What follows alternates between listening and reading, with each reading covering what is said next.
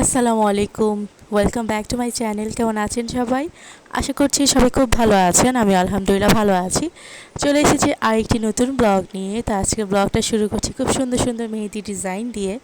তো আপনারা অনেকেই জানেন যে এখন আমার মেয়ে অনেক সুন্দর মেহেদি লাগাতে পারে। তো আমার বড় মেয়ে আমাকেই মেহেদি লাগিয়ে দিচ্ছিল।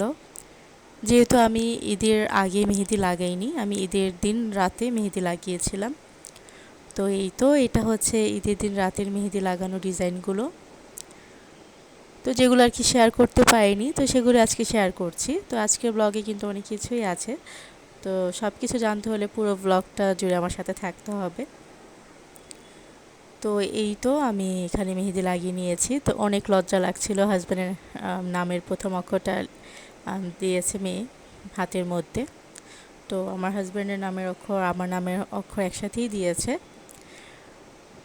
তো আমি কখনোই হাতে নাম লিখি না বা অক্ষরও লিখি না, আমার কাছে একটু লজ্জা লাগে। তো এবার যেহেতু ঈদে সবাই লিখেছে, সবাই বলতে আমার ছোটো খালা লিখেছিল, তারপর আমার মেজো বোন, ওরা দুজন তাদের হাজব্যান্ডের নাম লিখেছিল। তারপর আমার খালাতো বোন তার নিজের নাম লিখেছিল কোরিয়ান ভাষায়। তো আমিও ভাবলাম যে তাহলে আমিও লিখি। তো আমার ইচ্ছে করছিল, তাই হাতে লিখে ফেললাম নামের অক্ষর। তো কেমন হয়েছে মেহেদি ডিজাইনটা অবশ্যই কমেন্ট করে জানাবেন। আর এটা হচ্ছে আমাদের এলাকাতেই একটা মেলা হয়েছিল। যেহেতু অনেক গরম, তো গরমের জন্য আমরা আসলে কোথাও যাইনি, এবার বাসায়ই ছিলাম।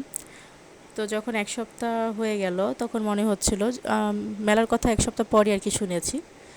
তো মনে হচ্ছিল যে অনেক দিন ধরে মানে যেহেতু ঈদের ইয়েটা চলে যাচ্ছে, স্কুলও খুলে যাবে, তো বাচ্চাদের নিয়ে তো কোথাও যাওয়া হয়নি। তাই ভাবলাম যে তাহলে এলাকায় যেহেতু মেলাটা হচ্ছে, গিয়ে আসি, ঘুরে আসি, কেমন মেলাটা দেখেও মানে দেখাও হবে। তো আমরা যেদিন গিয়েছিলাম মেলায়, সেটাই মেলার লাস্ট দিন ছিল। তো আল্লাহ বাঁচিয়েছে যে গিয়ে দেখিনি যে মেলা শেষ, মেলা ছিল। অনেক বেশি দোকান ছিল না, হাতে গোনা কয়েকটা দোকানই ছিল। আমি একটু ভিডিও করেছি, আপনার বুঝতেই পারবেন, অত বেশি দোকান ছিল না। কসমেটিক্সের দোকান ছিল, তারপর হচ্ছে বাচ্চাদের একটা খেলনার দোকান ছিল, আর হচ্ছে স্টিলের বাটি এগুলোর দোকান ছিল আর কি। খুব মিলিয়ে ভিতরে ভিতরে ছিল হয়তো 3টা দোকান, আর বাইরে ছিল হয়তো তিন থেকে 4টা দোকান হবে, অনেক বেশি দোকান না। তো ঝালমুড়ি খেয়েছি মেলায় গিয়ে। তো ঝালমুড়িটা আম্মুর কাছে একদমই ভালো লাগেনি। তারপরেই তো এখানে আইসক্রিম নিয়েছি, 10 টাকা দামের আইসক্রিম আমি আমার মেয়েই নিয়েছি।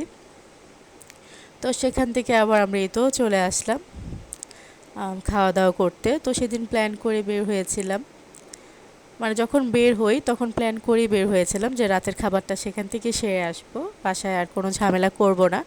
কারণ ঘুরে আসার পর রাতে রান্নাবান্না করতে কিন্তু অনেক কষ্ট হয়, যেহেতু আমি রান্না করি না, আম্মুই রান্না করে। তো আম্মুকে একটু আরাম দেওয়ার জন্যই আমরা বাইরে গিয়েছিলাম সবাই মিলে। তো ভিডিওটা আপনাদের সাথে শেয়ার করছি। তো আলহামদুলিল্লাহ খুবই ভালো লেগেছে সেদিন গিয়ে। তো যেহেতু হঠাৎ করেই সেখানে যাওয়া, মানে বের হওয়ার সময় যখন প্ল্যান করলাম যে আসলে খেয়ে আসবো, তো তখন দেখা গেছে যে ছোটো খালাকে ফোন দিয়ে বললে হয়তো তারা যাবে কি যাবে না, যদি প্ল্যান চেঞ্জ হয়ে যায়, তো সেজন্য আর ফোন দেওয়া হয়নি। তো আমরাই গিয়ে ঘুরে আসলাম। তো আমরা যার যার পছন্দ অনুযায়ী মেনু নিয়ে নিয়েছি। তো আমি আমার বড় মেয়ে আমরা সেট মেনু নিয়েছিলাম। তো আমাদের প্লেটে ছিল, দেখতেই পাচ্ছেন, fried rice, crispy fry chicken, আর ভেজিটেবল ছিল। আর আমি নিয়েছিলাম বারবিকিউ চিকেন ফ্রাই, তারপর হচ্ছে ফ্রাইড রাইস আর ভেজিটেবল। তো এগুলোই নিয়েছিলাম। তো আমার হাজব্যান্ডকে বলছিলাম যে তোমার তো অর্ডার দাও, তো বলছিল যে ও আগে খাবারটা খেয়ে টেস্ট করবে, মানে কারটা বেশি মজা, আমারটা আর আমার মেয়েরটা, তারপর সে অর্ডার করবে। তো দুইটাই টেস্ট করেছে, মানে দুইটা তো সেমই, শুধু চিকেনটা ভিন্ন, একটা বারবিকিউ আর একটা হচ্ছে ক্রিসপি ফ্রাই। তো ক্রিসপি ফ্রাইটাই মজা পেয়েছে, তো সেটাই ও আবার অর্ডার করলো। আর আম্মু যেহেতু এগুলো খাবে না, রাইসের আইটেম আম্মু খেতে চাচ্ছিল না, অন্য সময় খায় কিন্তু সেদিন আর কি খাবে না।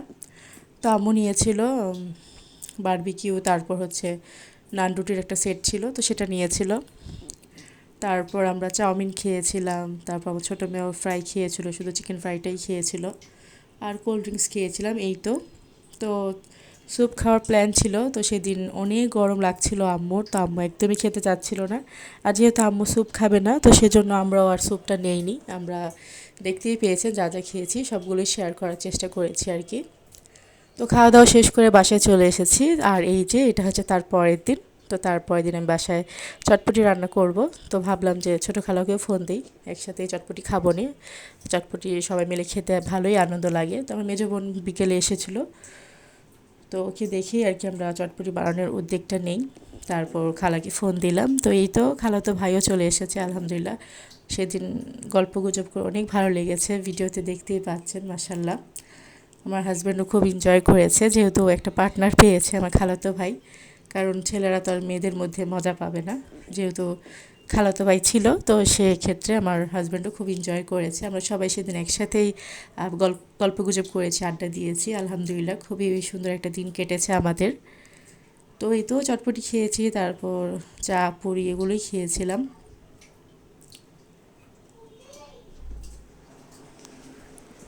তো এই তো আজকের ব্লগটা এই পর্যন্তই। সবাইকে অনেক অনেক ধন্যবাদ এতক্ষণ ধরে ব্লগটি দেখার জন্য। সবাই ভালো থাকবেন, আল্লাহ হাফিজ।